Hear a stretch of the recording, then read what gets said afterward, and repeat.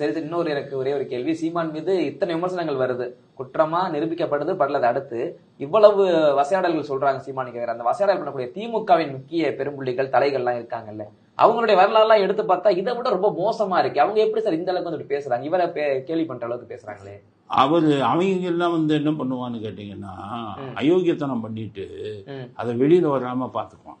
இவர் அவர் பாட்டு கண்டுக்காம விட்டாரு. அவன் ஆலய காலி பண்ணுவான். இல்லைன்னா என்ன பண்ணுவான்னு கேட்டீங்கன்னா பயமுறுத்துவான். இப்ப இவர் மேல, உதயநிதி மேல ஆண்ட்ரியாங்கிறவங்க என்னென்ன குற்றச்சாட்டை கொடுத்தாங்க, சிகரெட்டாலும் சுட்டாரு.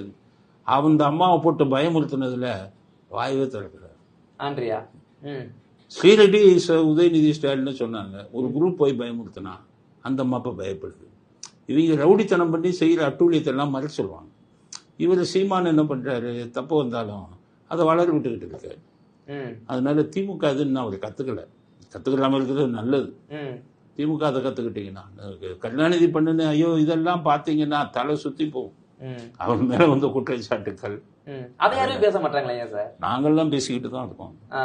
அதான் நீ பெருசா எடுக்க மாட்டாங்க. மாற்றான் மனைவிகள் எல்லாம் எப்படி கவர்ந்தாங்க. கல்யாணத்துக்கு போனா, ஒரு கல்யாணத்துக்கு தலைமை தாங்க போனா என்ன பண்ணுவாங்க.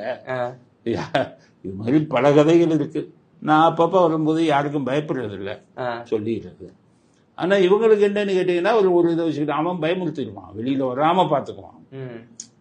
அவங்க அதாவது குற்றவாளிகளுக்கு சில பேர் கண்டுக்காம விட்டுருவாங்க, சில பேர் பண்ற தப்ப வெளியில வராம பாத்துக்குவாங்க. அந்த மாதிரி கேட்டகரியா. அதனால அவங்களும் அது திராவிட கலாச்சாரம், அதனால அவங்க அப்படிதான் இருப்பான். ஆனா ஒரு நாள் மாட்டுவான், கடவுளுக்கு பதில் சொல்லணும்ல. கண்டிப்பா. கருணாநிதி 20 வருஷம் சக்கரனா காலிலேயே இருந்தாரு. அது ஒரு மிகப்பெரிய தண்டனை. இப்ப நீங்க இருக்கீங்க, நடந்துகிட்டு நல்லா ஓடி ஆடி இருக்கீங்க, ஒரு சக்கர